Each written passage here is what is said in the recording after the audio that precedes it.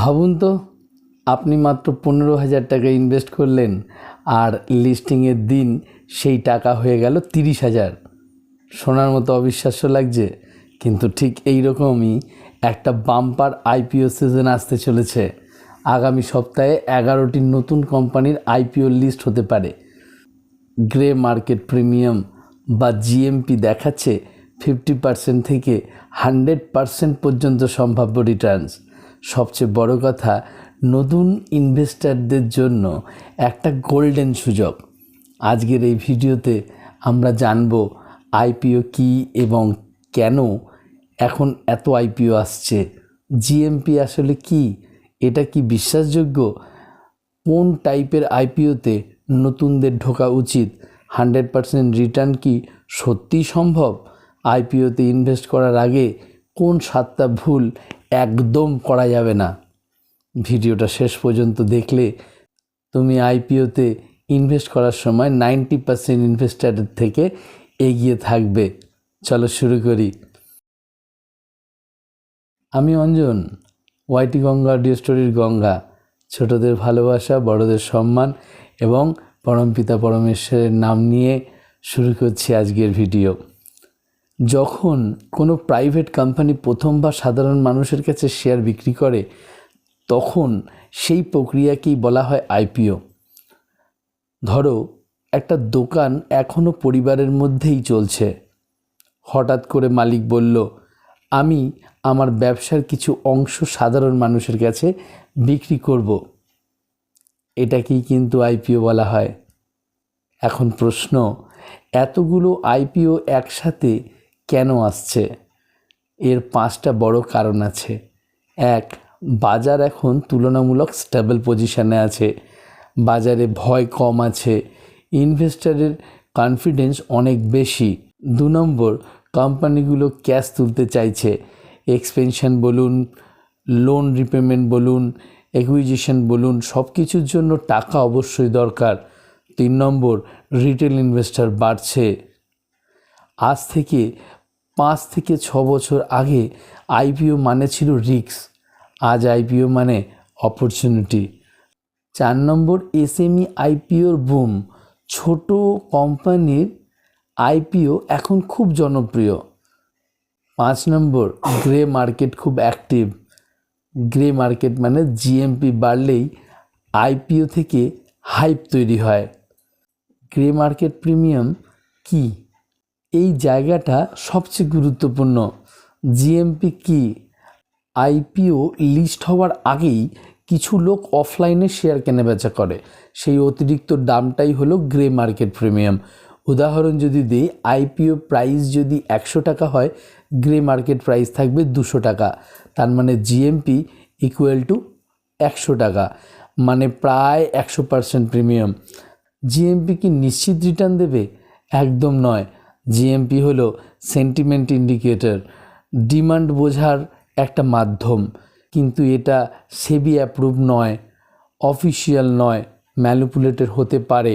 তাই জিএমপি দেখেই ঝাঁপ দেওয়া সবচেয়ে বড় ভুল। 100% রিটার্ন কি সত্যি সম্ভব? সোজা উত্তরে হ্যাঁ, যদি আর্লি অ্যাপ্লাই কেউ করছে তাদের জন্য 100% রিটার্ন পাওয়ার সম্ভাবনা আছে। যারা ফান্ডামেন্টাল দেখে অ্যাপ্লাই করছে তাদের জন্য 100% রিটার্ন পাওয়ার সম্ভাবনা আছে। তার মধ্যে কিছু লাক ফ্যাক্টরও অবশ্যই কাজ করে।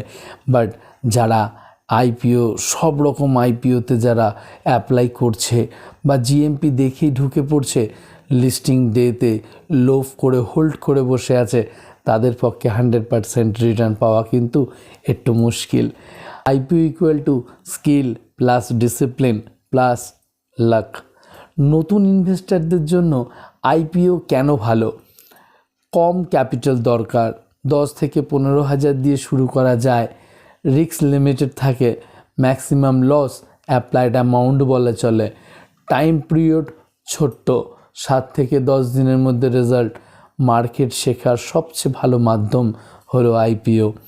এবার আসি আইপিও ধরন। ভেরি ইম্পর্টেন্ট, 2 ধরনের আইপিও, মেন বোর্ড আইপিও আর SME IPO. Main board IPO হচ্ছে বড় কোম্পানি, রিস্ক কম থাকে, লিস্টিং গেইন মডারেট থাকে। বাট এসএমই আইপিও ছোট কোম্পানি, রিস্ক বেশি থাকে, রিওয়ার্ড অনেক বেশি থাকে। নতুনদের জন্য একটা suggestion, 70% main board, 30% SME. Okay, তাও কেয়ারফুলি, ভালো করে দেখে তারপর। ওকে, আইপিও অ্যাপ্লাই করার আগে 7টা চেকলিস্ট। 1 নম্বর, কোম্পানির বিজনেস মডেল, কোম্পানি কি করে সেটা অবশ্যই বোঝার প্রয়োজন আছে। প্রফিট না লস? লস মেকিং আইপিও মানেই খারাপ নয়, কিন্তু রিস্ক বেশি থাকে। ইউজ অফ ফান্ডস, আইপিওর টাকা কোথায় ব্যবহার করে। 4 নম্বর, জিএমপি ট্রেন্ড, একদিন নয় 7 থেকে 5 দিনের ট্রেন্ড দেখা উচিত।